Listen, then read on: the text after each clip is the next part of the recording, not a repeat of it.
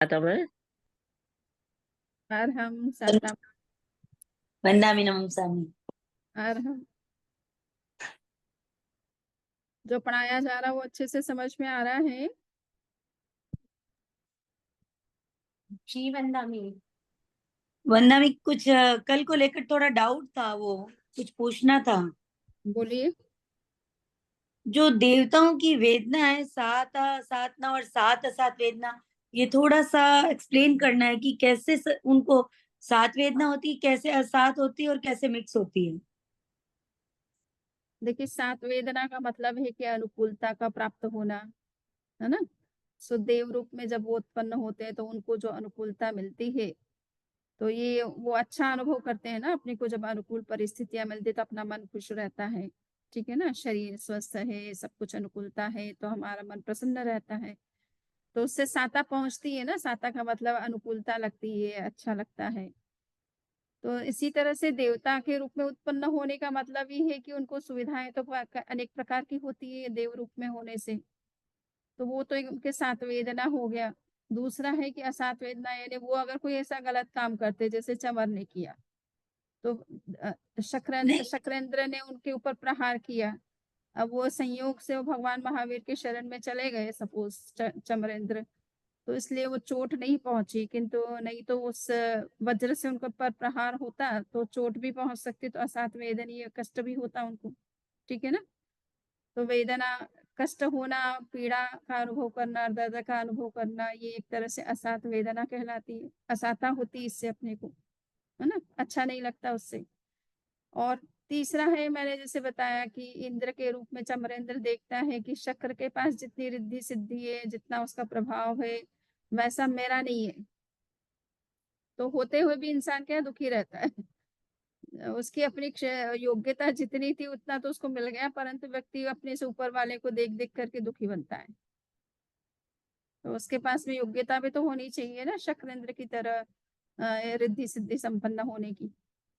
तो वो भी महारधिक देव है, शक्र भी महारधिक देव है। किंतु उसके बावजूद भी थोड़ी उसको लगता है कि मेरे पास वो प्रभाव नहीं है, मेरे पास वो सुविधा नहीं है, मेरा स्थान उतना उच्च नहीं है जितना शक्रेंद्र का है। तो ऐसा करके वो दुखी होता है, उसे उसको गुस्सा आता है शक्र के ऊपर। आया समझ में? सही। मतलब चलिए। सात वेदना में जो सुख भोग रहे हैं हाँ उसको वेदना माना गया है। हाँ, यहाँ वेदना शब्द का मतलब है अनुभव करना, है ना। सुख का अनुभव करना, दुख का अनुभव करना, पीड़ा का अनुभव करना। यहाँ वेदना शब्द यहाँ कष्ट के लिए नहीं है। वेदना का मतलब अच्छा। अनुभव करना होता है। कष्ट ओके। के लिए भी आता है, मेरे को बहुत वेदना हो रही है ना, मेरे को बहुत पीड़ा हो रही है। तो कहीं पर वो वेदना पीड़ा के अर्थ में भी आती है, और कहीं वेदना का अर्थ में होता है संवेदन, जिसको बोलते हैं संवेदन। आप लोगों ने सुना होगा, ज्ञान, अनुभव, है ना। संवेदन होना, अच्छा लगना या बुरा लगना, ये एक प्रकार का संवेदन है, इसको फीलिंग बोलते हैं। सो यहाँ वेदना का मतलब फीलिंग है ना। अच्छी फीलिंग होना या बुरी फीलिंग होना, दोनों तरह की हो सकती है। तो ये संवेदन अर्थ में है यहाँ पर, वेदना पीड़ा अर्थ में नहीं।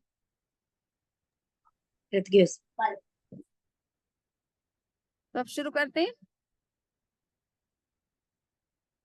तो लास्ट के लगभग अपन आधा घंटा रखेंगे क्वेश्चन आंसर के लिए भी, और प्रश्न पेपर के लिए।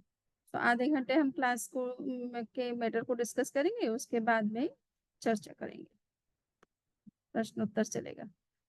सो मैं म्यूट कर देती हूँ ताकि किसी को डिस्टर्ब ना हो।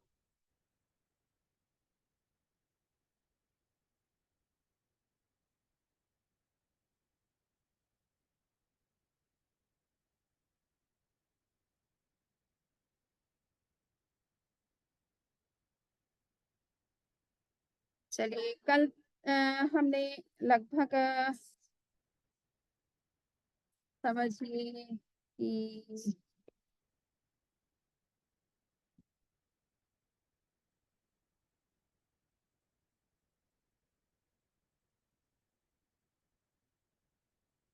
परम पूज्य गुरुदेव के चरणों में सभक्ति नमन। उपस्थित भगवती भाष्य की अध्येता। कल तक के प्रसंग में हमने इस तीसरे शतक के 116 सूत्र तक की चर्चा फिनिश की है। आज हम 117वां सूत्र से चलेंगे और इस सूत्र में विशेष रूप से जो प्रश्न किए गए हैं वो चमर, शक्र और उनके वज्र की, यानी शक्र का जो वज्र है उसकी गति क्या है, ऊपर जाते समय उसकी गति यानी उसकी स्पीड कैसे रहती है, नीचे जाते समय उनकी स्पीड कैसे रहती है। तो इस बात को लेकर के चर्चा की गई है और प्रश्न पूछे गए हैं। तो लगभग 117 से लेकर के 126 तक के सूत्रों में इसी तरह से प्रश्न किया गया है। तो अभी हम भाष्य के ऊपर ध्यान केंद्रित करेंगे। आपने वो तो सारे प्रश्न पढ़ ही लिए होंगे। तो उसमें कहा गया है कि गति के 3 प्रकार होते हैं, ऊर्ध्व गति, अधोगति और तिरछी गति। तो शक्र की गति जो है 3 गति क्षेत्रों में एक समान नहीं होती है। इसी तरह से चमर की भी है और इसी तरह से वज्र की भी है। तो अब कहा जाता है कि जब शक्र को अपने देवलोक की तरफ जाना हो तो उसकी गति बहुत तीव्र होती है, किंतु अगर नीचे जाना हो तो उसकी गति मंद हो जाती है। सो ये कहा गया कि वो शीघ्र गति वाला है और कहीं-कहीं वो मंद गति वाला भी है। इसी प्रकार वज्र जो है और चमर की गति भी 3 गति क्षेत्रों में एक जैसी नहीं रहती है। ऊर्ध्व गति, अधोगति और तिरछी गति, इन 3 गति क्षेत्रों में शक्र, चमर और वज्र, इन 3 गति करने वालों के 9 विकल्प बताए गए हैं। तो एक समय में अधोलोक में शक्र की गति सबसे कम सबसे कम, तिरछे लोक में वह उससे संख्य भाग अधिक गति होती है, ऊर्ध्व लोक में उससे संख्य भाग अधिक गति होती है, क्योंकि वो उसका अपना क्षेत्र है। तो जो अपने क्षेत्र की तरफ जाते हुए उनकी गति तीव्रतम होती है। एक समय में ऊर्ध्व लोक में चमर की गति सबसे कम होती है, क्योंकि वो नीचे लोक का देव है। तो वो जब नीचे से ऊपर की ओर जाता है तो सबसे कम गति उसकी ऊपर की तरफ जाते हुए होती है। तिरछे लोक में उससे संख्यात गुनी ज्यादा गति होती है और अधोलोक चूंकि उसका अपना क्षेत्र है तो वहां जाते हुए उसकी संख्या गुना गति जो है बढ़ जाती है। अब वज्र के समय में वज्र के लिए कहा गया कि एक समय में अधोलोक में वज्र की गति सबसे कम होती है, क्योंकि वो ऊपर से फेंका जा रहा है, शक्र के द्वारा फेंका जा रहा है। तो वो ऊपर की तरफ तो उसकी गति तीव्र हो सकती है, किंतु अगर वो नीचे जाता है तो उसकी गति सबसे कम होती है। तिरछे लोक में कुछ अधिक होती है और ऊर्ध्व लोक में जाते समय कुछ और अधिक होती है, यानी तिरछे लोक की कंपैरिजन में और अधिक स्पीड वाली होती है। सो ये इस तरह से समझाने का प्रयास किया है कि देवता जिस स्थान पे रहते हैं, चाहे वो ऊर्ध्व में रहे चाहे अधो में रहे, जहां वो रहते हैं उस तरफ उनकी गति तीव्र होती है और मध्य में मंद हो जाती है और लास्ट में अगर अधोलोक में जा रहा है ऊपर का देव तो उसकी गति सबसे मंद होती है। अब यहाँ पर बताया है कि गव्युत की दृष्टि से शक्र, चमर और वज्र की गति इस प्रकार बताई गई है। तो गव्युत एक तरह से कहा जाता है कि गाय का रंभाने, गाय अगर रंभाती है, गाय आवाज करती है तो उसकी आवाज कितनी दूर तक सुनाई देती है, उसको एक गव्युत कहा जाता है। तो यहाँ गव्युत की दृष्टि से बताया गया है कि शक्र एक समय में ऊंचा 8 गव्युत, तिरछा 6 गव्युत और नीचे 4 गव्युत जाता है, यानी उनकी स्पीड इस तरह की होती है। चमर जब ऊपर की तरफ जाता है तो एक समय में उसकी जो ऊपर की तरफ गति है वो 2.5 गव्युत की होती है, तिरछे में 5.5 गव्युत की होती है और नीचे आते समय उसकी 8 गव्युत की हो जाती है। वज्र के लिए बताया गया कि एक समय में वो ऊपर की तरफ अगर जाता है तो उसकी गति जो है 4 गव्युत की है, तिरछे में 3.5 गव्युत की है, 3 सहित 1/3 है गव्युत और नीचे इसी तरह से 2 सहित 2/3 गव्युत रह जाती है। तो इस तरह से गव्युत के माध्यम से हम स्पीड को समझ सकते हैं कि कितना फर्क पड़ता है गति में। ऊर्ध्वलोक में जाते समय, मध्यलोक में आते समय और अधोलोक में जाते समय शक्र की और चक्र की उस वज्र की गति किस तरह से उसमें अंतर आता है। और इसी तरह से चमर जब ऊपर की तरफ जाता है तो अधोलोक से ऊर्ध्वलोक में जाते समय उसकी गति में क्या अंतर होता है। तो ये एक अच्छे गव्युत के माध्यम से भी समझाने का प्रयास किया है। तो यहाँ पर गति की तुलनात्मक दृष्टि से अध्ययन किया गया है और शक्र की ऊर्ध्वगति और चमर की अधोगति एक तरह से समान मानी गई। ये दोनों 8-8 गवयुत की है। शक्र जो है नीचे की तरफ ऊपर की तरफ जब जाता है तब उसकी स्पीड बढ़ जाती है और वो जितनी दूरी तय कर सकता है, जिस स्पीड से दूरी का तय कर सकता है, वो एक तरह से 8 गवयुत जितनी होती है। इसी तरह से चमर जो है वो जब स्पीड से अपनी तरफ आता है, अपने क्षेत्र की तरफ अधोलोक की तरफ आता है, तो उसकी गति तीव्र हो जाती है और वो भी 8 गवयुत जितनी होती है। वज्र की ऊर्ध्वगति और शक्र की अधोगति समान होती है। इसी तरह से चमर की ऊर्ध्वगति और वज्र की अधोगति समान होती है। तो वज्र की तिर्यक गति से चमर की तिर्यक गति विशेष अधिक होती है और चमर की तिर्यक गति से शक्र की तिर्यक गति विशेष होती है, यानी अधिक होती है। तो ये तुलनात्मक दृष्टि से गति में क्या फर्क पड़ता है, ये समझाने का प्रयास किया है। सबसे अधिक गति एक समय में 8 गवयुत की है। 1 योजन के 4 गवयुत होते हैं। तो ये कहा जाता है देवता जैसे स्पीड से चलते हैं, तो सबसे अधिक जो गति है तीव्र, वो 8 गवयुत की होती है। ठीक है ना? तो इसका मतलब है कि देवता 8 गवयुत की दूरी एक समय में पूरी करते हैं। 1 योजन के 4 गवयुत माने जाते हैं। इसी माप के आधार पर यहाँ गति का विवेचन प्रस्तुत किया गया है। वैसे एक मान्यता के अनुसार 1 योजन के 2 गवयुत अथवा गवयुति भी होती है, किंतु यहाँ 1 योजन के 4 गवयुत किए गए हैं। 1 गवयुत के 3 भाग करने पर 8 गवयुत के 8 इंटू 3 24 भाग होते हैं। एक समय में सबसे अधिक गति गवयुत के 3 भाग की अपेक्षा से होती है। पूर्णांक की दृष्टि से 24 भागों को लक्ष्य करके ये यंत्र यहाँ पर दिया गया है। सो आप ये देख रहे हैं कि गति में किस तरह से क्या अंतर आता है और यहाँ गवयुत का अर्थ क्या लिया गया है। कुछ दो तरह की विचारधाराएं हमेशा किसी न किसी टॉपिक पर देखने को मिलती है और उसमें यहाँ पर गवयुत को कोई जो है 2 गवयुत मानता है एक योजन के अंदर, या कुछ लोग 4 मानते हैं। सो आचार्य ऋषि का मत जो है वो 4 गवयुत के पक्ष में है। तो ये स्पीड को लेकर के एक तुलनात्मक दृष्टि से विचार किया गया है। आगे के जो सूत्र हैं उसमें बाकी तो ये चमर है। चमर जो है अपना उसका अपमान होता है, तो इस बात को लेकर के वो चिंतित होता है और सोचता है कि भगवान के कारण से मैं बच गया इंद्र के प्रहार से। तो वो एक अपनी गिल्टी जो है उसके अंदर वो गिल्टी कॉन्शियसनेस होती है, अपनी गलती उसने की है इस बात का वो अनुभव करता है।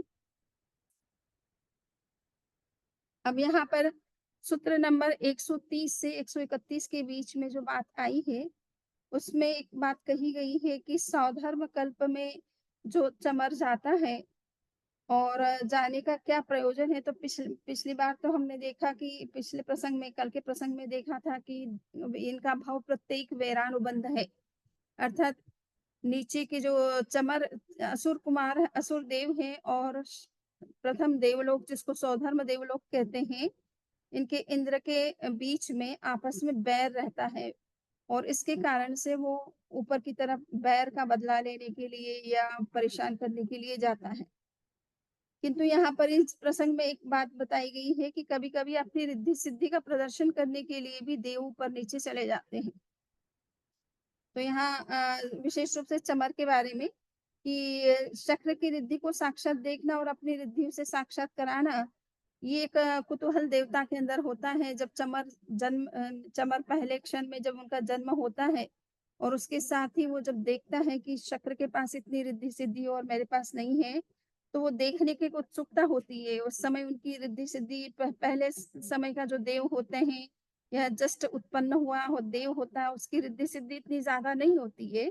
जो सीनियर देव होते हैं उनके पास में रिद्धि सिद्धि कुछ अधिक होती है।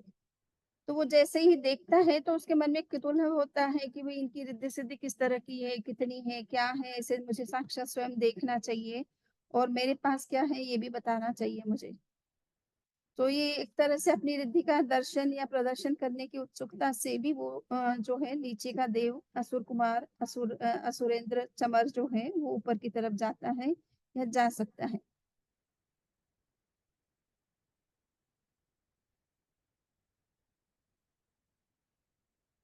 अब हम तीसरे उद्देश्य के सूत्रों को लेंगे और इसमें ये विशेष रूप से क्रियापदम है, यानी क्रिया के बारे में इस चर्चा की गई है जो कि बहुत महत्वपूर्ण है। 133 से लेकर के 139 तक के जो सूत्र है उसमें 5 प्रकार की जो क्रिया है और उनके भेद की चर्चा की गई है। तो 5 प्रकार की क्रिया में सबसे पहली क्रिया है कायिकी, दूसरी है आधिकरणिकी, तीसरी है प्रादोषिकी, चौथी पारितापनिकी और पांचवी है प्राणातिपात क्रिया। सो क्रिया किसको कहते हैं? कर्म बंधन की हेतुभूत जो भी हमारी चेष्टाएं होती है, हमारी प्रवृत्ति होती है, उसे क्रिया कहा जाता है, जिससे कर्मों का बंधन होता है। तो यहाँ पर बताया है कि मंडित पुत्र नामक जो अंगार थे, उन्होंने भगवान महावीर से क्रिया के बारे में प्रश्न किया। मंडित पुत्र एक तरह से गंधर्व थे। तो उन्होंने प्रश्न किया कि भगवान क्रिया कितनी प्रकार की बताई गई है? तो भगवान ने कहा कि 5 प्रकार की क्रिया होती है। फिर उन्होंने हर क्रिया का प्रकार भी जानना चाहा, तो हर क्रिया के 2-2 प्रकार बताए गए हैं। तो यहाँ पर बताया है कि कायिक की क्रिया 2 तरह की होती है, अनुपरत कायिक क्रिया और दुष्प्रयुक्त कायिक क्रिया। अनुपरत कायिक क्रिया का मतलब है कि हमने त्याग नहीं किया, कोई तरह का नियम नहीं लिया, 12 व्रत स्वीकार नहीं किए हैं, तो हमारा जीवन एक तरह से पूर्ण रूप से असंयमी, अव्रती होता है। और उस स्थिति में हम जो भी क्रिया करते हैं वो एक तरह से अनुपरत कायिक क्रिया कहलाती है। और दुष्प्रयुक्त कायिक क्रिया का मतलब है कि असंयमी की भी क्रिया हो सकती है, जिसमें वो प्रवृत्ति जो कर रहा है उस प्रवृत्ति में किसी प्रकार का दोष है या किसी तरह की हिंसा इत्यादि हो रही है, तो उसकी भी वो प्रवृत्ति हो सकती है। और जिसने संयम या नियम या व्रत ले भी लिया है, उसकी भी वो दुष्प्रयुक्त कायिक क्रिया हो सकती है, प्रमाद के कारण से, कषाय के कारण से। तो ये दोनों तरह की क्रियाएं जो है वो होती है। अधिकरण की क्रिया के भी 2 प्रकार बताए गए हैं, संयोजनाधिकरण क्रिया और दूसरी है निर्वर्तनाधिकरण क्रिया। सो संयोजनाधिकरण अधिकरणिकी का मतलब है कि इस तरह की क्रिया जिसमें किसी प्रकार के शस्त्र का हम निर्माण करते हैं। तो जब कभी शस्त्र का निर्माण करते हैं तो पहले उसके पुर्जे, उसके पार्ट्स जो हैं उनको बनाते हैं, फिर उनको आपस में मिला करके उस शस्त्र को तैयार किया जाता है। तो ये 2 तरह से किस पहले हम संयोजन करते हैं, उससे संबंधित जितने भी पार्ट्स हैं उन चीज़ों को का निर्माण होता है पहले और फिर बाद में पूरा शस्त्र बनाया जाता है। तो इसको निर्वर्तनाधिकरण क्रिया कहा जाता है। प्रादोषिकी क्रिया यानी हमारे अंदर जो क्रोध आदि कषाय होते हैं उनके कारण से, उनके प्रभाव से जो हम क्रिया करते हैं वो प्रादोषिकी क्रिया कहलाती है। और वो क्रोध किसी जीव के ऊपर भी आ सकता है और किसी अजीव पदार्थ के ऊपर भी आ सकता है। गुस्से में हम कभी-कभी जो है मान लीजिए किसी कोई व्यक्ति को गुस्सा आता है तो वो खाना में अगर उसके कोई जो प्रॉपर चीज़ नहीं है या नमक पूरा नहीं है या जो चीज़ चाहिए वो नहीं है, तो कभी थाली फेंक देता है। गुस्से में आता है तो कोई टेबल कुर्सी को तोड़ देता है, तोड़-फोड़ कर देता है। तो ये सब ज ज जड़ के ऊपर भी आप क्रोध कर सकते हैं। और व्यक्ति के ऊपर तो कर ही सकते हैं जिसने गलती की है या जैसा व्यवहार आप उससे अपेक्षा करते हैं वैसा व्यवहार उसका नहीं है, तो आपका व्यक्ति के ऊपर भी गुस्सा आ सकता है। तो ये जीव प्रादोषिकी और अजीव प्रादोषिकी दोनों तरह की क्रिया हो गई है। पारितापनिकी क्रिया जो है किसी को उत्पीड़न देना, किसी को कष्ट देना, वेदना देना, तो वो पारितापनिकी क्रिया होती है। तो स्वहस्त पारितापनिकी क्रिया भी हो सकती है और परहस्त पारितापनिकी क्रिया भी हो सकती है। इसी तरह से प्राणातिपात क्रिया, ये प्राणातिपात क्रिया भी दो तरह की है, स्वहस्त प्राणातिपात क्रिया और परहस्त प्राणातिपात। स्वयं वेदना किसी को दे, किसी के और या किसी के माध्यम से दे या स्वयं हिंसा करे या किसी के और के माध्यम से करवाए, तो ये दोनों तरह से ये क्रियाएं की जा सकती है। तो अब इस टिप्पण में जो बताया गया है कि भी जैन धर्म के बारे में कहा गया है कि जैन धर्म हर किसी सिद्धांत में बहुत अनेकांत दृष्टि को फॉलो करता है। यानी जैन धर्म को लोग ये समझते हैं कि इसमें कर्म की बात पर विशेष बल दिया गया है, कर्म मत करो, क्रिया मत करो, उसका संयम करो, इस पर बल दिया गया है, बट ऐसी बात नहीं है। दोनों तरह की बातें होती हैं, क्रिया पर भी बल दिया गया है और अक्रिया पर भी बल दिया गया है। तो क्रिया पर बल किस रूप में दिया गया है उसको हम थोड़ा आगे समझेंगे, पर यहाँ पर ये समझना है कि क्रिया और अक्रिया दोनों का जीवन में संतुलन अपेक्षित होता है। और जब व्यक्ति को मोक्ष जाना होता है तो उसे अक्रिया की साधना में विशेष आगे बढ़ना होता है। सो प्रवृत्ति और निवृत्ति दोनों का संतुलन, एक सामान्य व्यक्ति के जीवन में इन दोनों का संतुलन चाहिए। वो सब कुछ छोड़ करके बैठ जाएगा तो घर परिवार अपनी जिम्मेदारियों को पूरी नहीं कर पाएगा। और सब कुछ ही करेगा और कुछ त्याग, संयम, नियम नहीं धारण करेगा, तो अपना आध्यात्मिक जो उसका विकास होना चाहिए वो नहीं हो पाएगा। तो इसलिए जीवन में, गृहस्थ के जीवन में प्रवृत्ति और निवृत्ति दोनों का संतुलन होना आवश्यक है। तो जैन धर्म में 2 तरह के, इन 9 तत्व के अंतर्गत 2 तत्वों का विवेचन किया गया है, जिसको हम आश्रव और संवर कहते हैं। आश्रव के द्वारा हम प्रवृत्ति करते हैं और संवर के द्वारा हम प्रवृत्ति का निरोध करते हैं। तो एक तरह से प्रवृत्ति और निवृत्ति दोनों की साधना का इसमें इन दोनों तत्वों के माध्यम से समावेश हो जाता है। तो आश्रव से कर्म का बंधन होता है निश्चित रूप से, चाहे हम शुभ आश्रव करें चाहे अशुभ आश्रव हो, इन दोनों से कर्म का बंधन होता है। इसलिए संवर की साधना पर विशेष बल दिया जाता है, क्योंकि अगर हमें मोक्ष पाना है या मोक्ष की दिशा में आगे बढ़ना है, तो संवर की साधना पर विशेष जो है हमारा ध्यान होना आवश्यक है, जिसमें हम क्रियाओं का निरोध करने का प्रयास करते हैं। जितनी जरूरी है वो तो करनी पड़ सकती है, उसमें भी कहाँ कितना सीमा कर सकते हैं, कहाँ कम कर सकते हैं, कितना छोड़ सकते हैं, इस पर ध्यान देने से उन क्रियाओं का निरोध होता चला जाता है और एक दिन सारे प्रकार के कर्मों के बंधन जो है वो रुक जाते हैं। सो आश्रव का संबंध विशेष रूप से प्रवृत्ति और संवर का संबंध हमारी निवृत्ति के साथ में है। और अध्यात्म साधना के प्रारंभ काल में ये दोनों चीजें बराबर चलती रहती है। ऐसा नहीं होता है कि दीक्षा लेते से ही व्यक्ति कोई ध्यान में बैठ जाता, कुछ प्रवृत्ति नहीं करता है। वो संयम का आचरण करते हुए भी अनेक तरह की प्रवृत्ति करते रहते हैं। साधु भी विहार करते हैं, प्रवचन करते हैं, लोगों से बातचीत करते हैं, तो अनेक तरह की क्रियाएं उनकी चलती रहती है। सो ये साधना काल में के प्रारंभ काल में तो पूरी तरह से निवृत्ति में जाना संभव नहीं होता है। धीरे धीरे इस तरफ व्यक्ति आगे बढ़ सकता है, किंतु जब तक वो पूरी तरह से निवृत्ति की दिशा में नहीं जाता है, तब तक उसकी प्रवृत्ति और निवृत्ति, चाहे वो साधु है, उसके जीवन में भी चलती रहती है बराबर। और चरम बिंदु प्राप्त करने के लिए, ये यानी मोक्ष को पाना है किसी को, तो वो निश्चित रूप से उसको प्रवृत्ति का जो वलय है, चक्र है, उसको तोड़ना पड़ेगा। इन्हें प्रवृत्ति का पूरी तरह से निरोध करना आवश्यक होगा। तो उस स्थिति में ही मोक्ष की प्राप्ति संभव हो सकती है। अब है कि प्रवृत्ति जो है वो दोनों तरह की होती है, शुभ और अशुभ। और प्रज्ञापना की जो टीका है, वृत्ति जिसे कहा जाता है, तो उसमें ये क्रिया पंचक प्राणातिपात के निष्पादन में समर्थ क्रिया विशेष से संबंधित है। यानी ये क्रिया पंचक जो है, जिसको प्राणातिपात आदि 5 क्रिया के रूप में भगवान ने जिनका उल्लेख किया है, तो इसमें कहा गया है कि ये एक प्रकार की क्रिया विशेष है। क्रिया विशेष कहने का मतलब है कि इन क्रियाओं से विशेष रूप से पाप कर्म का बंधन होता है। सारी क्रियाएं कोई पाप कर्म का बंधन नहीं करती है। हम सामायिक कर रहे हैं, तत्व चर्चा कर रहे हैं, सामायिक तो एक प्रकार से संवर है, बट हम तत्व चर्चा कर रहे हैं, स्वाध्याय कर रहे हैं, जप कर रहे हैं, इत्यादि जो क्रियाएं हैं, इनसे पाप कर्म का बंधन नहीं होता है। किंतु सांसारिक जितने भी क्रियाएं हैं, उनसे लगभग पाप कर्म का बंधन होता रहता है। तो यहाँ पर जो प्राणातिपात आदि 5 क्रियाओं की बात चल रही है, वो विशेष रूप से सांसारिक वो क्रियाएं हैं जिनसे पाप कर्म का बंधन होता है,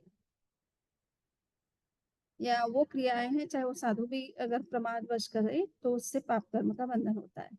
तो इस अर्थ विशेष में इसको हमें समझना है। और जिसको यहाँ पे कहा गया है कि इसको अशुभ प्रवृत्ति के रूप में हमें समझना है। और मैंने शुरुआत में ही बता दिया कि क्रिया का हम सामान्य अर्थ में कर्म बंध की है, तो वो जो चेष्टाएं होती है, प्रवृत्ति होती है, हमारा आचरण या व्यवहार होता है, उसको क्रिया कहा गया है। और क्रिया का मुख्य हेतु क्या बनता है, तो यहाँ पे सबसे पहले जो है कायिक की क्रिया ली है। इसका मतलब है कि सबसे पहले हर जीव के पास में क्या चीज होती है, शरीर होता है। एक इंद्रिय जीवों के पास में न तो वचन है न मन है। तो अगर वो कर्म बंधन करता है तो किस आधार पर करता है, तो कायिक की क्रिया से करता है, शरीर से। तो शरीर सब जीवों के पास में होता है, इसलिए क्रिया का सबसे पहला जो प्रकार बताया गया है वो कायिक की क्रिया है, जिसमें शरीर से होने वाली प्रवृत्ति को लिया गया है। और क्रिया का चिंतन आध्यात्मिक दृष्टि से किया गया है। केवल स्थूल प्रवृत्ति ही क्रिया नहीं है, कार्य करने का क्षण ही क्रिया नहीं है, किंतु कार्य करने की जो रति, आंतरिक इच्छा है, आकांक्षा है, वो भी क्रिया है। सो आप देखेंगे कि कायी की क्रिया, ये 5 प्रकार की जो क्रिया है उसमें आप ये देख रहे हैं कि प्रादोषिक की क्रिया है। तो इस तरह की जो क्रियाओं का भी समावेश किया गया, तो इससे पता चलता है कि क्रिया केवल हम फिजिकली कोई एक्शन ले रहे वो ही नहीं है, बल्कि उसके पीछे हमारा किस तरह का इंटेंशन है, कैसा भाव है, कैसा कषाय है, किस उस कषाय की कितनी तीव्रता है, ये सब चीजें भी बहुत मायना रखती है। तो इन सब का समावेश करके क्रिया को हमें पूरी तरह से समझना है। कायिक क्रिया का 2 प्रकार मैंने पहले ही बता दिया है और ये एक तरह से स्वामित्व की दृष्टि से विचार करें तो अनुपरत कायिक क्रिया अविरत व्यक्ति की होती है, जो संयमी नहीं है, जैसे त्याग नहीं लिया है, नियम नहीं लिया है कोई तरह के, चौथे गुण स्थान में है, 5वां गुण स्थान में अभी तक आया नहीं है।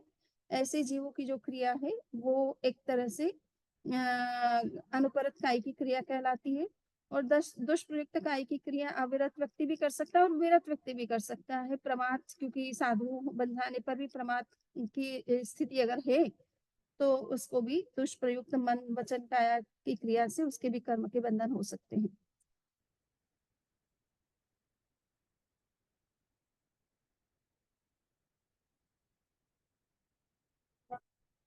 अब यहाँ पर जो बात बताई गई कि दुष्प्रवृत्ति की दृष्टि से पुरुष निरंतर सक्रिय रहता है, तो ये देखना है कि वो सक्रिय किस रूप में रहता है। और फिर जो अविरत की बात कही गई है वो एक प्रकार से कहा गया कि अचेतन स्तर की क्रिया है। इन्हें 2 तरह के मन माने जाते हैं, चेतन मन और अचेतन मन, और एक तीसरा मन जो है अवचेतन अवचेतन मन, इन दोनों के बीच का स्थिति भी मानी जाती है। तो हमारे अंदर जो कषाय है, कर्म के जो इम्प्रेशन है, जिसके कारण से जो अध्यवसाय हमारे अंदर बनते हैं, उनसे भी कर्मों का बंधन होता रहता है। इसलिए कहा जाता है निगोद में जो जीव हैं, सूक्ष्म एकेंद्रीय जो जीव हैं, वो किस तरह से कर्म के बंधन करते हैं, तो उनके अंदर अध्यवसाय चलता रहता है, जो कषाय के प्रभाव से या कर्मों के प्रभाव से भीतर में उनके परिणाम इस तरह से बनते रहते हैं, जिससे कि कर्म का बंधन होता रहता है। तो इसलिए यहाँ अचेतन स्तर की क्रिया लेने का मतलब है कि कर्म के स्तर पर जो परिणाम बनते हैं जीवों के, जिनको अध्यवसाय की संज्ञा दी जाती है शास्त्रों में, उससे वो भी एक प्रकार की क्रिया है और उससे कर्म के बंधन जीवों को होते हैं। और दुष्प्रवृत्ति स्थूल क्रिया चेतन स्तर की क्रिया है। हम कोई गलत काम कर रहे हैं, इंटेंशनली गलत काम कर रहे हैं, या कोई जरूरत के हिसाब से कोई काम करना पड़ रहा है, तो वो इस जो दुष्प्रवृत्ति है वो एक प्रकार की स्थूल हमारे चेतन मन के द्वारा गवर्न एक क्रिया है। इन्हें हम सोच विचार कर जानबूझ करके उस क्रिया को करते हैं। तो ये क्रिया 2 तरह की हो गई, अचेतन स्तर पर होने वाली क्रिया जिसको अविरत अनुपरत कायिक की क्रिया कहा गया है, और दुष्प्रयुक्त जो कायिक की क्रिया है वो एक तरह से चेतन मन के द्वारा प्रेरित जो है क्रिया है। क्रिया का दूसरा माध्यम है अधिकरण, यानी यंत्र शस्त्र आदि, उसके 2 प्रकार हैं।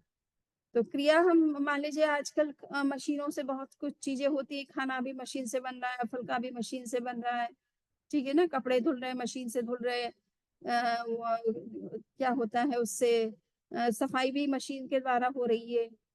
तो आप कहेंगे कि हम तो वो क्रिया कर नहीं रहे, मशीन के द्वारा कर रहे हैं, तो मशीन कर रही है वो क्रिया, तो आपको पाप कर्म लगेगा नहीं लगेगा? तो मशीन का उपयोग करने वाला कौन है? आप स्वयं हैं, इसलिए उसके जिम्मेदार आप स्वयं हैं, है ना।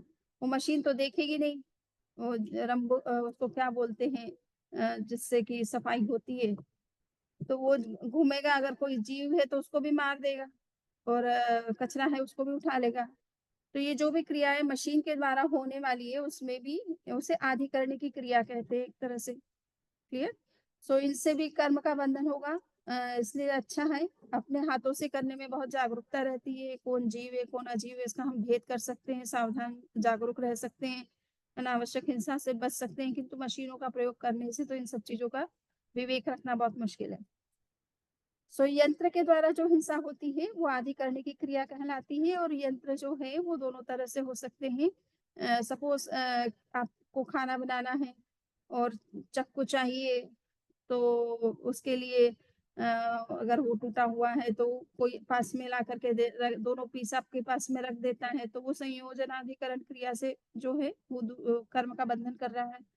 और चक्कू का जो है निर्माण करना है, तो ये भी एक प्रकार से इसको कहते हैं निर्वर्तनाधिकरण करने की क्रिया कहलाती है। तो ये बंदूकें बनाई जाते हैं, वेपन्स बनाए जाते हैं, तो जो भी ये इंडस्ट्रीज हैं वो एक तरह से इन शस्त्रों का जो निर्माण करती है, जिसका जिसके द्वारा मनुष्य की हिंसा ही की जाती है, जीवों की हिंसा ही होती है, तो इस तरह की चीजों का निर्माण प्रोडक्शन में जो लोग लगे हुए हैं वो भी इस तरह की क्रिया से जो है कर्म का बंधन करते रहते हैं। शस्त्र निर्माण का हेतु अविरति और दुष्प्रवृत्ति दोनों है।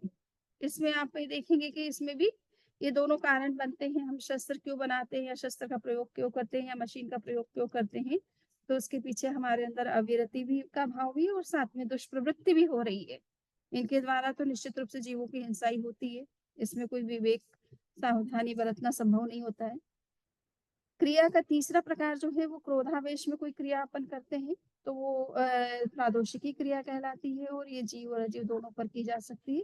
प्रदोष के अग्रिम चरण दो है, परिताप और प्राणातिपात। तो अविरति हिंसा का मौलिक आधार है। इन्हें कहने का मतलब है कि हिंसा जब भी होती है हमारे द्वारा, चाहे किसी भी रूप में हो, किसी भी तरीके से हो, उसके पीछे कहीं ना कहीं अविरति कारण बनता है। हमने उस चीज का त्याग नहीं किया है तो वो क्रिया हम करते रहते हैं। अगर हमने त्याग कर लिया तो वो क्रिया हमसे संभव नहीं होती है। तो अविरति तो मूल कारण उसका है, मूल आधार है। और हिंसा करने का हमारा तरीका जो है वो दोनों तरह से हो सकता है, आंतरिक और बाह्य दोनों तरीके हो सकते हैं। बाह्य में आप शरीर से इस तरह की क्रिया करे, वाणी से ऐसा कोई शब्द प्रयोग करे, या मन से ऐसा कुछ अनिष्ट सोचे, या कोई शस्त्र का उपयोग करे, मशीन का उपयोग करे, तो ये सब बाह्य तरीके हैं हिंसा करने के। और भीतर में आपके अंदर आवेश है, आवेग है ना, गुस्सा है या असंयम है, तो त्याग नियम नहीं है, तो इसके कारण से आप हिंसा करते हैं। तो ये सारे आंतरिक कारण उसका हो सकता है। परिताप और प्राणातिपात ये दोनों एक तरह से हिंसा के रूप हैं। जब कभी हम हिंसा करते हैं तो इन दो रूपों में होती है। तो परिताप यानी पीड़ा देना, इसमें जरूरी नहीं है कि वो जीव मरे, परंतु उसको कष्ट पहुंचता है, चोट पहुंचती है, कोई तरह की उसको पीड़ा होती है हमारे उस व्यवहार से, तो ये परिताप कहलाता है। पारितापनी की क्रिया इस कहलाती है और उससे पाप कर्म का बंधन होता है। और अगर जीव की हिंसा हो गई है, पूरी तरह से उसका प्राण चले गए हैं हमारी उस क्रिया, हमारे उस व्यवहार से, तो प्राणातिपात क्रिया लग जाती है। ठीक है ना। ये मनुष्य ये दोनों तरह की क्रियाएं अपने स्वयं खुद भी कर सकता है और दूसरों के माध्यम से भी कर सकता है। स्वयं को पीड़ित करना, स्वहस्त परितापनिका का मतलब है स्वयं को पीड़ित करना, और दूसरे को परहस्त परितापनिका का मतलब दूसरे को पीड़ित करना या दोनों को पीड़ित करना। ये स्वहस्त परितापनी की क्रिया है। और कुछ चिंतकों का मत है कि जैन लोग शरीर को सताते, तो यहाँ पर ये समझना है कि स्वयं कर सकते हैं, स्वयं के लिए स्वयं को भी पीड़ा देते हैं कभी कभी लोग। जैसे जो लोग सुसाइड करते हैं सपोज, तो वो क्या करते हैं, आत्महत्या कर रहे हैं, स्वयं की हत्या कर रहे हैं, स्वयं की हिंसा कर रहे हैं। ठीक है ना।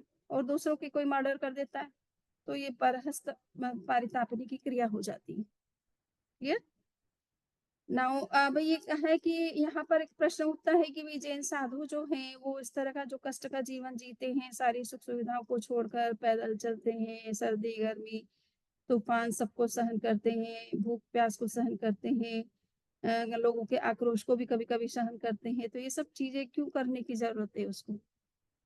तो ये भी एक तरह से शरीर को पीड़ा देना है, ये भी एक प्रकार का अधर्म है, ऐसा कुछ लोगों की मान्यता है।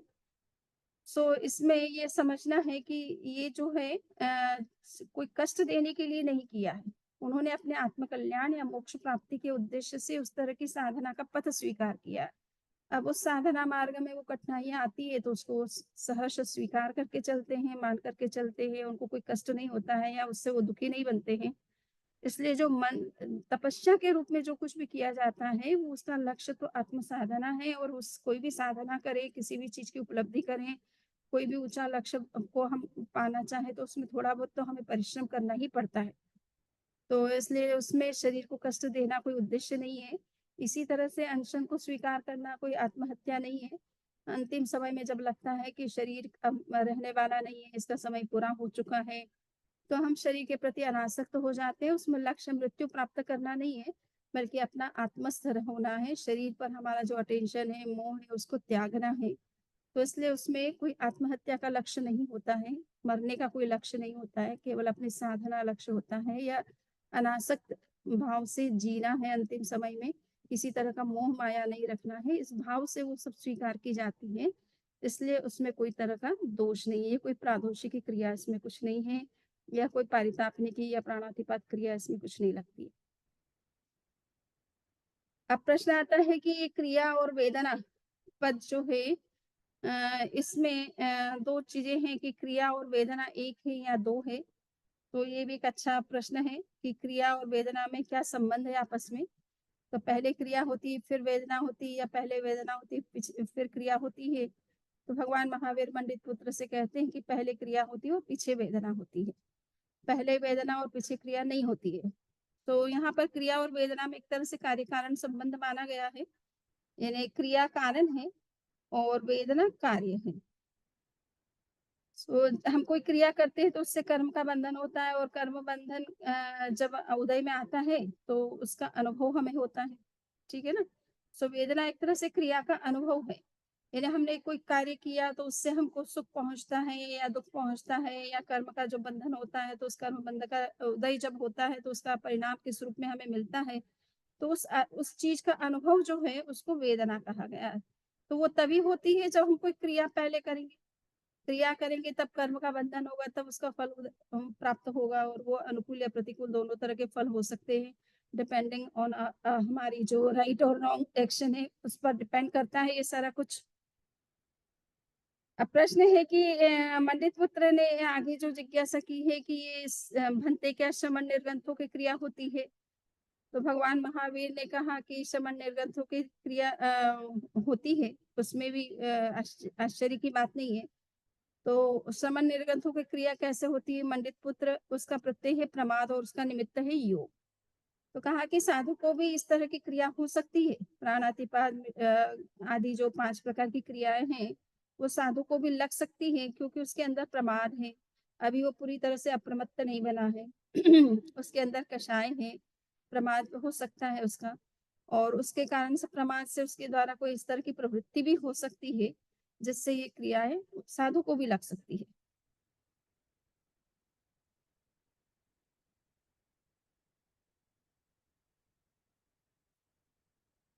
तो यहाँ पे जैसा आपने प्रश्न किया था चंदा ने शुरुआत में कि वेदना का अर्थ मतलब वैसे दुख है, किंतु आप देखिए कि सेकंड अर्थ जो है अनुभव है ना, संवेदन भी किया गया है।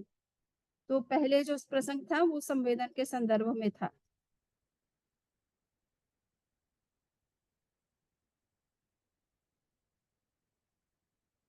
तो ये प्रश्न उठाने का मंडित पुत्र का जो उद्देश्य था वो क्या था, यानी उस समय की जो परिस्थितियों में दो तरह का चिंतन था, क्रिया और वेदना इस विषय को के संदर्भ में, कि कुछ लोग ये मानते थे कि वेदना यानी दुख होता है तो अपने आप होता है, इसमें आप कोई कारण नहीं है, आपकी कोई क्रिया अच्छा करने बुरा कोई काम करने से गलत काम करने से दुख हो रहा है, ऐसी बात नहीं है। बल्कि ये तो अपने आप ही सुख और दुख जो है नेचुरल आपको मिलते रहते हैं।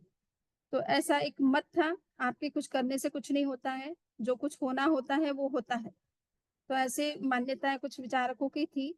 और कुछ लोग ये मानते थे कि परिस्थितिवादी जो लोग थे वो मानते थे कि दुख जो है वो परिस्थिति जनित होता है। अगर अनुकूल परिस्थितियां होती है तो हम सुखी हो जाते हैं, प्रतिकूल परिस्थितियां हमारे सामने उत्पन्न होती है तो हम दुखी हो जाते हैं। तो इस तरह से सुख जो है वो परिस्थिति पर निर्भर करता है। तो यहाँ पर पंडित पुत्र ने इसलिए पूछा कि भाई ये दुख जो होता है वो किस कारण से होता है। तो जैन धर्म का कहना है कि सुख और दुख हमारी अपनी क्रिया से होता है ना। हम कोई गलत काम करते हैं उससे अशुभ कर्मों का बंधन होता है, और जब अशुभ कर्म उदय में आते हैं तो हमारे सामने इस तरह की परिस्थितियां प्रतिकूल परिस्थितियां बनती है, और फिर मनुष्य दुखी अपने आप को अनुभव करता है। तो ये हमारा किया हुआ है। जैन धर्म का जो सिद्धांत है वो आत्म पुरुषार्थवाद का सिद्धांत है, यानी जो कुछ होता है हमारे साथ उसके पीछे कहीं ना कहीं हम स्वयं कारण है, हमारी अपनी क्रिया कारण है। हम सही या गलत जो करते हैं उसका परिणाम हमको भोगना पड़ता है। इसलिए ये नहीं है कि कोई परिस्थितियों के कारण से हमें सुख दुख मिलता है या नेचुरल स्वरूप से मिलता है, बल्कि अपने ही किए गए कर्मों के परिणाम स्वरूप हमें सुख और दुख की प्राप्ति होती है। तो इस सिद्धांत की को विशेष जो है बताने के उद्देश्य से ये प्रश्न किया गया था, और भगवान महावीर ने उस दृष्टि से उसका समाधान दिया है। अब इस क्रिया और वेदना के संबंध को एक दूसरे न्याय की दृष्टि से भी देखा जा रहा है। तो क्रिया का अर्थ है आश्रव और वेदना का अर्थ है कर्म पुद्गलों का संबंध। सो आश्रव और कर्म का भी पौर्वापर्य जानने के लिए ये प्रश्न पूछा गया। उसके उत्तर में भगवान ने कहा पहले आश्रव होता है फिर वेदना, इन्हें कर्म पुद्गलों का बंध होता है। सो ये इस अर्थ में यानी क्रिया को यहाँ पर जो है क्रिया से संबंधित को आश्रव अर्थ में ले सकते हैं। और वेदना का मतलब है कर्म का बंध होना।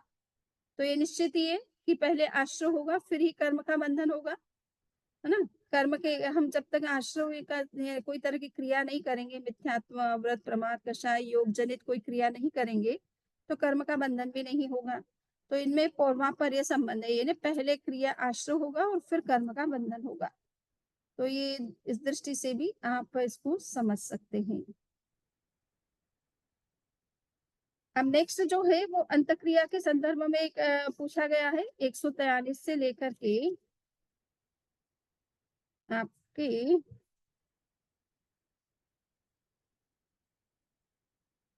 143 से लेकर के 148 तक के सूत्रों में अंतक्रिया को लेकर के प्रश्न किया गया है कि जीव जब तक क्रिया करता रहेगा तब तक अंतक्रिया होगी या नहीं होगी।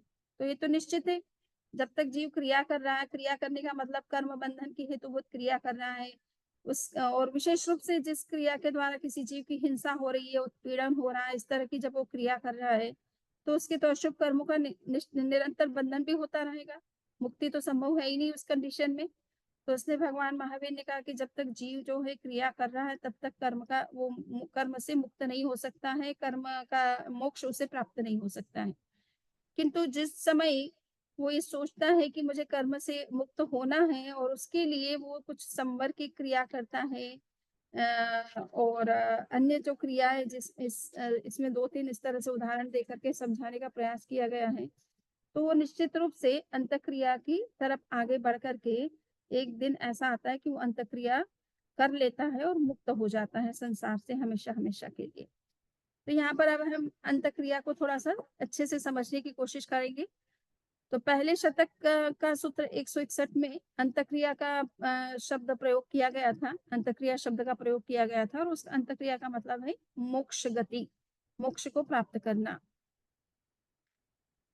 और यहाँ पर जो अंतःक्रिया ली गई है उसका मतलब होता है कि ऐसी क्रिया जिससे सारे कर्म क्षय हो जाए। तो अंत में ही ऐसी क्रिया की जा सकती है जिससे कि सारे कर्म नष्ट हो जाए। उससे पहले हम कितना भी पुरुषार्थ करते हैं तो कुछ कुछ कर्मों का नाश क्षय होता रहता है, किंतु जब तक सारे कर्म एक नष्ट न हो जाए तब तक मोक्ष प्राप्त नहीं होता है। तो अंतिम ऐसा प्रयास किया जाता है जिससे कि जो भी कर्म बाकी रह गए वो भी नष्ट हो जाए, उस अंतक्रिया को जो है यहाँ पर लिया गया है। तो अब ये देखना है कि अंतक्रिया जो है सामान्यतः तो क्या है कि व्यक्ति कुछ न कुछ क्रिया करता रहता है, किंतु अंतक्रिया करने की तरफ जब तक ध्यान नहीं देता है तब तक वो क्रिया घटित नहीं होती है। वो निरंतर नए कर्मों के बंधन करता रहता है और संसार चक्र में चलता रहता है। किंतु जब उसे मोक्ष प्राप्ति का उसका लक्ष्य बन जाता है तो वो अंतक्रिया की तरफ आगे बढ़ने का प्रयास करता है। तो प्रश्न यहाँ पर ये है कि क्रिया से अंतक्रिया एकदम कैसे हो सकती है। तो आचार्य श्री ने पूरे टिप्पण के अंदर एक बात समझाने का प्रयास किया कि इसके बीच में एक स्टेप आता है जिसको अक्रिया कहते हैं। हम संवर की तरफ जितना आगे बढ़ते जाते हैं उतनी उतनी हमारी क्रिया का निरोध होता है और एक अंतिम समय जो अयोग संवर की जो स्थिति बनती है उस स्थिति में हम पूरी तरह से क्रिया का निरोध कर देते हैं। मानसिक, वाचिक, कायिक, स्थूल और सूक्ष्म सारी तरह की क्रियाएं समाप्त हो जाती है और तब जाकर के अंतक्रिया संभव होती है।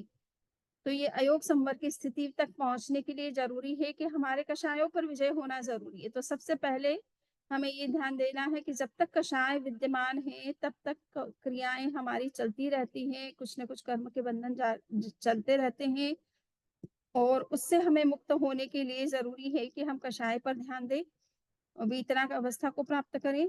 और वीतराग अवस्था जो है अंतिम 4 गुण स्थानों में हमें प्राप्त होती है।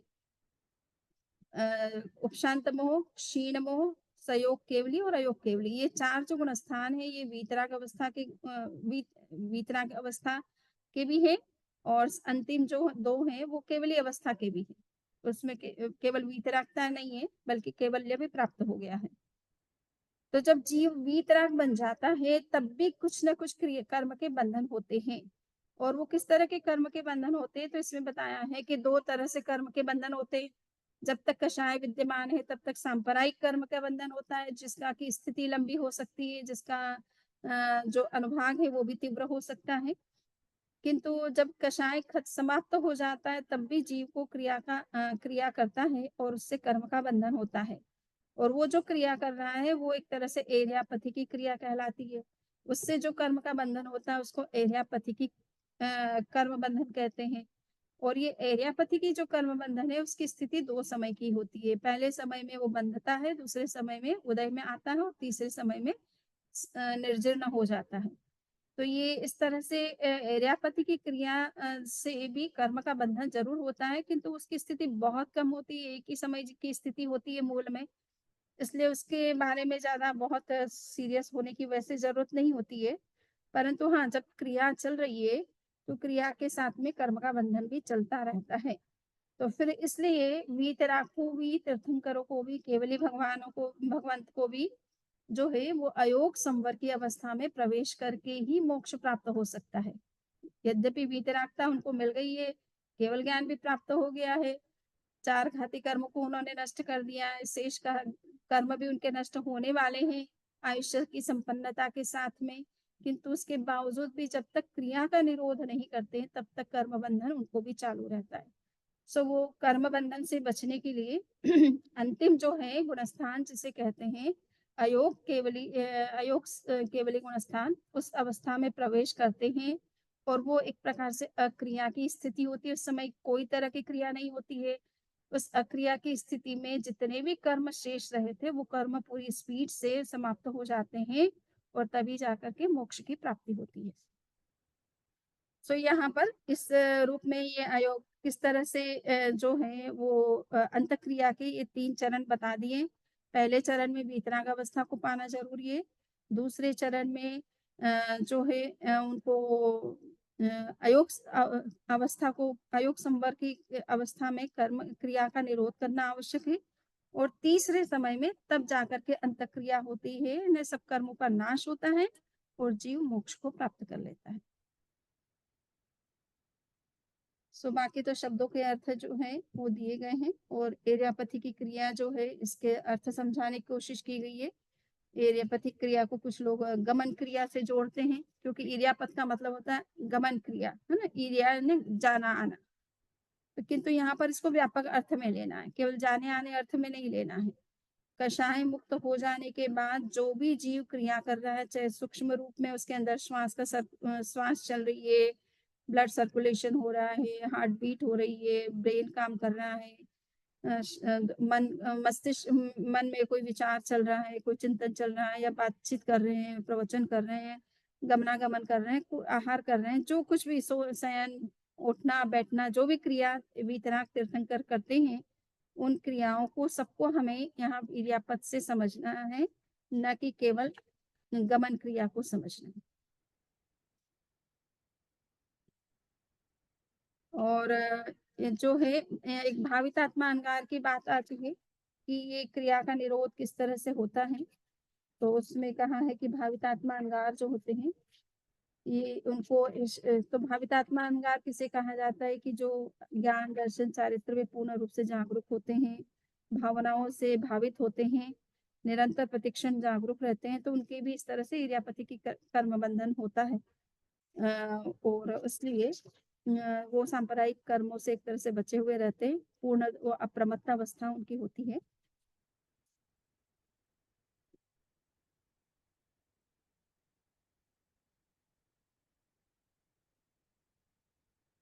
तो यहाँ तक मेरे ख्याल से मैंने जो बातें खास थी समझने की वो समझा दी है। अगर आप लोगों के कोई प्रश्न है तो पहले आप प्रश्न कर सकते हैं। और यहाँ पे एक प्रश्न भी प्रमत्त और अप्रमत्त का समय भी पूछा गया है कि प्रमाद में जीव कब तक रह सकता है, मिनिमम कितना और मैक्सिमम कितना।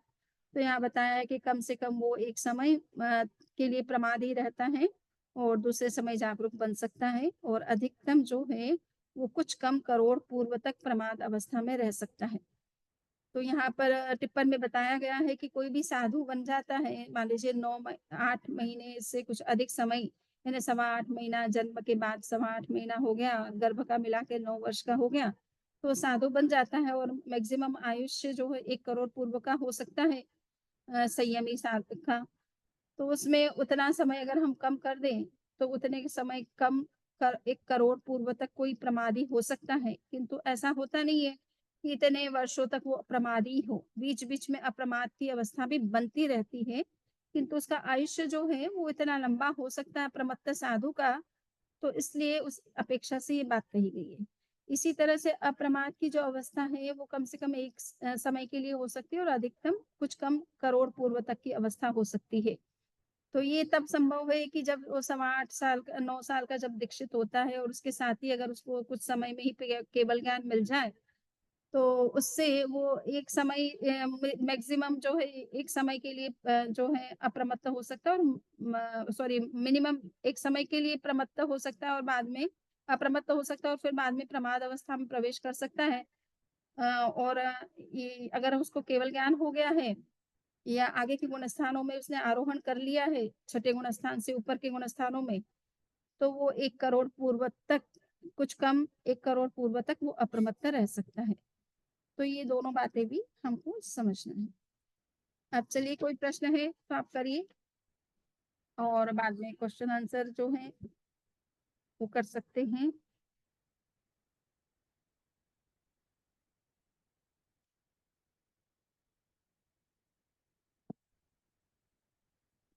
तो मैंने अनम्यूट किया है।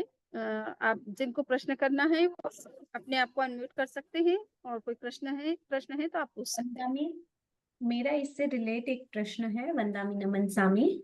हम्म। यहाँ पे अप्रमत्त की जगन्य स्थिति अंतर्मुहूर्त प्रतिपादित है। वर्तमान मुनि की मृत्यु नहीं होती, मतलब अप्रमत्त संयत। अब यहाँ पे उन्होंने दो बातें बताई है, करोड़ पूर्व केवली की अपेक्षा से बता दिया, हम्म। और यहाँ पे पूरे ऊपर के गुण स्थानों को ले लिया, छठे गुण स्थान से ऊपर के जितने भी है अप्रमत्त है। अब यहाँ पे अगर हम देखें कि सातवें गुण स्थान में है, तो एक समय में, क्योंकि सातवें गुण स्थान में प्राप्त करते ही जीव की मृत्यु तो हो सकती है, हम्म। तो एक समय की स्थिति तो हो सकती है। यस। तब इसमें क्वेश्चन क्या है आपका? यहाँ पे क्वेश्चन है कि जगन्य स्थिति अंतर मुहूर्त प्रतिपादित है, तो क्या ये पूरे अंतर मुहूर्तों को मिलाकर लिया है? अच्छी बात है। तो इसमें उत्तर जो दिया गया है वो किस अपेक्षा से अंतर्मुहूर्त बताया है?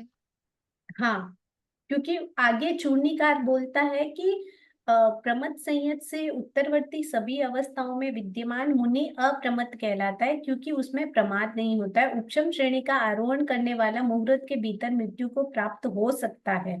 अब वो तो एक समय में भी मृत्यु को प्राप्त हो सकता है, उपशम श्रेणी प्राप्त कर रहा है। हम्म। और मतलब जैसे आठवें गुण स्थान के प्रथम समय में भी तो काल कर सकता है, सातवें के प्रथम समय में भी तो काल कर सकता है। तो यहाँ पे पूरे गुण स्थानों को लेकर, मतलब नीचे एक जयाचार्य का टिप्पण भी है वंदा में। एक मिनट में देख लेती हूँ थोड़ा सा।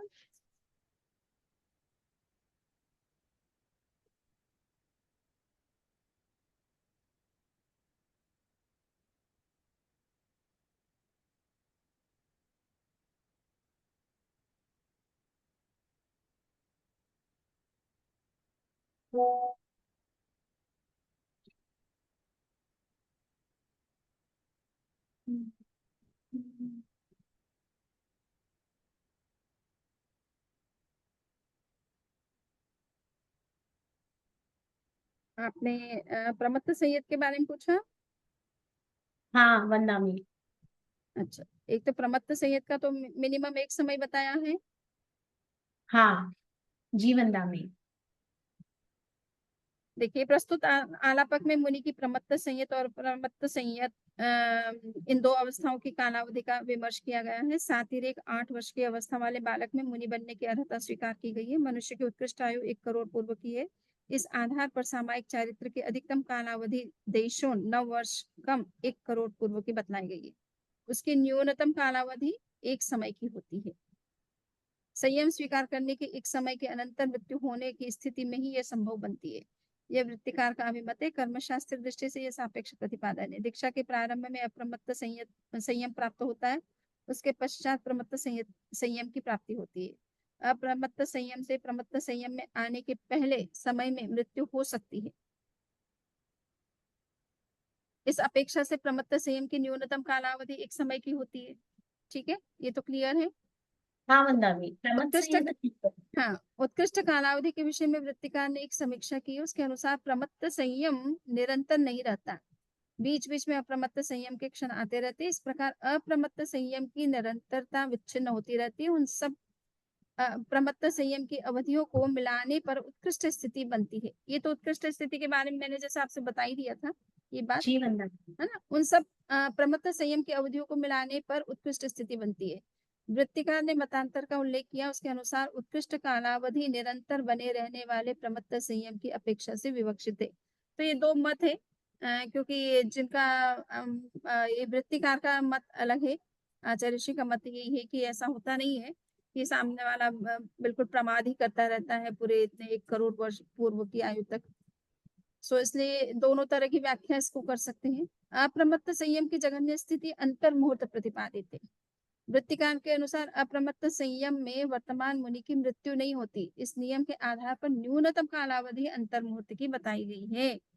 सो मूल बात ये समझना है कि अप्रमत्त अवस्था में मृत्यु होती नहीं है।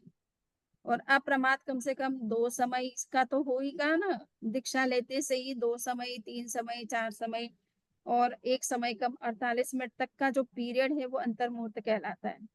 तो अगर वो 1 समय से अधिक भी रहा तो अंतर मुहूर्त तो हो ही गया ना, चाहे वो 2 समय की स्थिति का हो, चाहे 3 समय की का हो, चाहे 47 मिनट्स की का हो, ये सब अंतर मुहूर्त है। बात समझ में आ गई? क्योंकि नहीं, अप्रमत्त यहाँ अवस्था, दीक्षा ग्रहण करने की अपेक्षा से जो अप्रमत्त गुण स्थान आता है उसकी अपेक्षा से है क्या? सॉरी आपने क्या पूछा? यहाँ पे जो दीक्षा ग्रहण कर रहे हैं उनकी अपेक्षा से अप्रमत्त संयत लिया है क्या, जो प्रारंभ में आता है? बिल्कुल बिल्कुल वही वही लिया है यहाँ पर कि अप्रमाद की अवस्था उसकी 1 समय की, तो 1 समय से तो कुछ अधिक रहेगी। उसके बाद अगर उसकी मृत्यु होती है, क्योंकि अप्रमाद अवस्था में तो मृत्यु होगी नहीं, तो दीक्षा ले रहा है, दीक्षा लेते से ही एकदम तुरंत क्या कि 1 समय हुआ नहीं और मृत्यु हो गई, ऐसा तो होगा नहीं। थोड़ा वो 1-2 समय, 2-3 समय भी अगर वो रह गया तो वो अंतर्मुहूर्त की कैटेगरी में आ गया। ठीक है ना। बंदा भी जबकि काय स्थिति में आया हुआ है कि एक समय जगन्य अवबोध काय स्थिति सब में आया हुआ है कि जो अप्रमत्त यानी 7वां गुण स्थान है उसकी जगन्य स्थिति एक समय। हम्म। हाँ, तो यहाँ पे अभी हम यहाँ अगर उपशम श्रेणी की अपेक्षा से भी बात कर रहे हैं तो थोड़ा सा कहीं कंफ्यूजन, नीचे जयाचार्य ने 7वें गुण स्थान की अपेक्षा से लिया है और 8वें के प्रथम समय में लिया है। नीचे टिप्पण में भगवती की जोड़ है। तो क्या उपशम श्रेणी में चढ़ने वाला जीव 7वें गुण स्थान में काल नहीं करता है या उपशम श्रेणी में काल कर रहा है, इस अपेक्षा से 7वां गुण स्थान लिया है? प्रमत्त संयम से उत्तरवर्ती सभी अवस्थाओं में विद्यमान मुनि अप्रमत्त कहलाता है, क्योंकि उसमें प्रमाद नहीं होता। ठीक है। सूक्ष्म श्रेणी का आरोहण करने वाला मुहूर्त के भीतर मृत्यु को प्राप्त हो सकता है। इस अपेक्षा से अप्रमत्त संयम की न्यूनतम कालावधि अंतर मुहूर्त की बतलाई गई है। यहाँ उपशम श्रेणी का आरोहण करने वाले अप्रमत्त का ग्रहण करना इष्ट है, अन्य अप्रमत्त का ग्रहण इष्ट नहीं। यह जयाचार्य की व्याख्या है। अप्रमत्त संयम की उत्कृष्ट स्थिति केवली की अपेक्षा से प्रतिपादित है। 8.25 वर्ष का बालक मुनि भी हो सकता है और साथ केवल ज्ञानी भी हो सकता है, इस अपेक्षा से।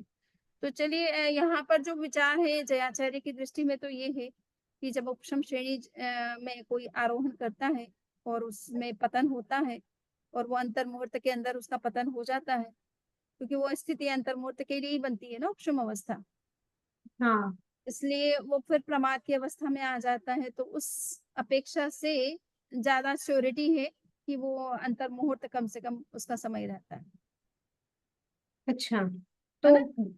नीचे टिप्पण में वंदामी अप्रमादी उपशम श्रेणी चढ़े तीको जीव ग्रहीवो, मतलब उस जीव को ग्रहण किया है जो 8वें गुण ठाणे उपशम श्रेणी चढ़ तो प्रथम समय मरे ते पिण 7वें गुण ठाणे अप्रमत्त पड़े अंतर मुहूर्त रहियो रे। मतलब यहाँ पे ये उपशम श्रेणी ग्रहण किया 8वें गुण स्थान से, तो 7वें का पूरा जो अंतर मुहूर्त है उन्होंने इस अपेक्षा से लिया।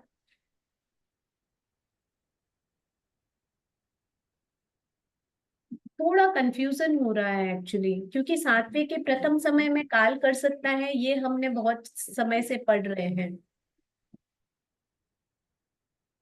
हाँ, यहाँ पर चूंकि जो कि बोल रहे हैं कि 8वें गुणस्थान के प्रथम समय में अगर उनकी डेथ हो भी जाती है तो वो 7वां गुणस्थान भी उनका अप्रमत्ता थी अवस्था ही तो थी ना।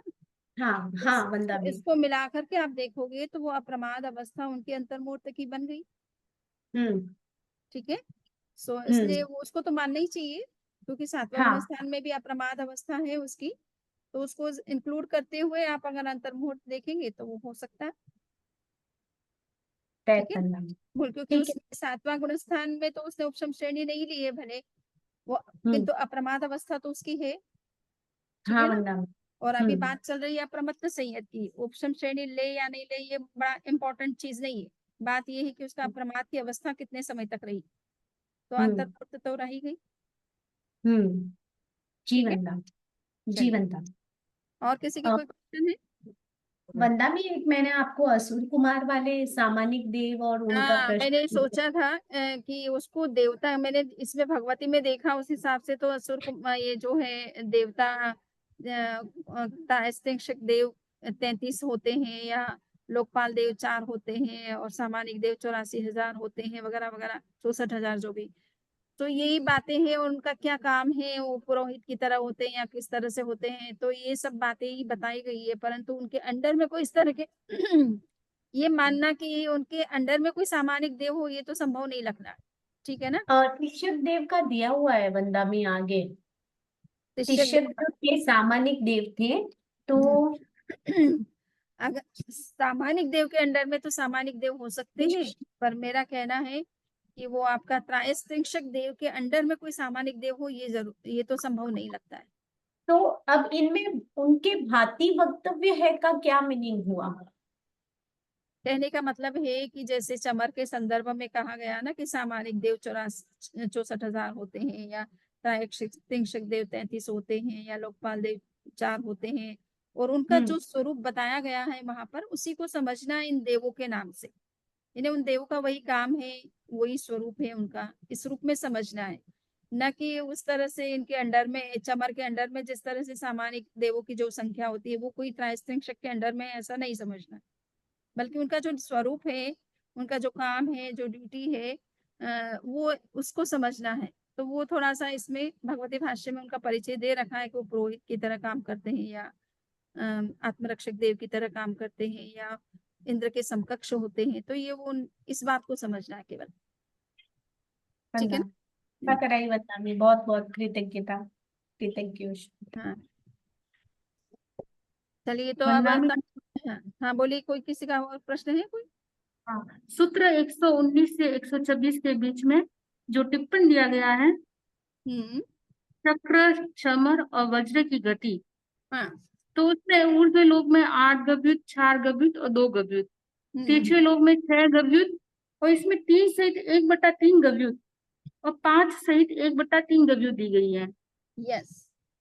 लेकिन न्यू बुक में तो 6 गभ्युत, 3 गभ्युत और 5 गभ्युत दी गई है।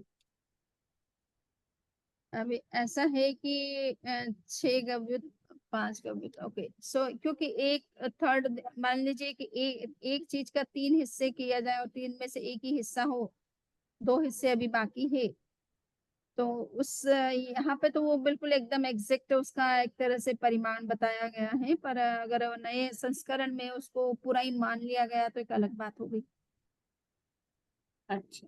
है ना। तो उसको ये सोच करके कि इतना 1/3 है, इसका मतलब 3 और चौथे गव्युत का 1/3 भाग है, इन्हें 2 भाग बाकी है और 1 भाग है। इस अर्थ में जब लेते हैं तो उसको पूरा 4 भी मान सकते हो आप, 3 भी मान सकते हो, 5 भी मान सकते हो। इन्हें 1/3 जो 5 सहित 1/3 है, तो उसको वैसे 5 भी, पूरा 6 भी मान सकते हो। तो उस दृष्टि से उसमें ले लिया लगता है। यहाँ पर पहले उस हिसाब से पूरा एग्जैक्ट निकालने की कोशिश की गई होगी, तो जो कम था वो भी बता दिया, उसमें उसको कम को नहीं बताया गया है, मोटा और मोटी। वृंदावन रमन स्वामी, दो लोग, कंडक का मतलब क्या होता है? अधोलोक, कंडक। कहाँ पर है ये शब्द? ये सूक्त नंबर 119 में दिया गया है, एक सबसे नीचे। 119 में। हाँ। देवेंद्र देवराज चक्र का ऊर्ध्वलोक कंडक सबसे थोड़ा और अधोलोक कंडक उससे संख्य गुणा। कंडक का मतलब यहाँ पे गति है ना, वो जो जिस स्पीड से जा रहे हैं, तो उनकी जो स्पीड है वो कितनी है, अच्छा। है ना। tet, आप 19 में बोल रहे हैं ना। tet, हाँ हाँ tet, हाँ, अधोलोक कंडक सबसे थोड़ा, तो कंडक यानी उसको वो जो है जिस किस स्पीड से कितनी डिस्टेंस वो कवर कर रहे हैं, सारी चीजें शांति रख ले। ठीक है ना। नीचे में वो कितनी डिस्टेंस कवर करते हैं, कितनी, और ऊपर की तरफ कितना डिस्टेंस है, तो वो संख्या गुना ज्यादा कवर करते हैं। नीचे जाते हैं तब वो संख्या गुना कम करते हैं। तो इस तरह को बताने के, दूरी को बताने के लिए कितनी दूरी तय करते हैं देवता। tet। बिस्कुट देने करा दे, एक आधा बिस्कुट दे दे यार। यहाँ शब्द का अर्थ दिया नहीं गया है, बट उसको दूरी समझना है, ठीक है। अधोलोक की कितनी दूरी तय करते हैं, डिस्टेंस।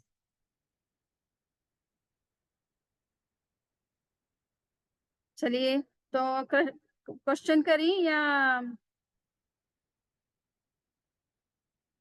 क्या करना है, समय पूरा हो गया है। मंगल पाठ सुनाए। चत्तारि मंगलम अर्हंता मंगलम सिद्धा मंगलम साहु मंगलम केवली पुन्नतो धम्मो मंगलम। चत्तारि लघुत्तमा अर्हंता लघुत्तमा सिद्धा लघुत्तमा साहु लघुत्तमा केवली पुन्नतो धम्मो लघुत्तमो। चत्तारि शरणं पवज्जामि अर्हन्ते शरणं पवज्जामि सिद्धे शरणं पवज्जामि साहु शरणं पवज्जामि केवली पुन्नतं धम्मं शरणं पवज्जामि। कृतज्ञोस्मि, हम हाँ। आपके आभारी। कृतज्ञोस्मि, हम आपके आभारी। आपके आभारी। वंदामि नमस्यामि शमणी जी कभी हंसा दादी, ये हमारे ऑरलैंडो के दादी है, जगत दादी।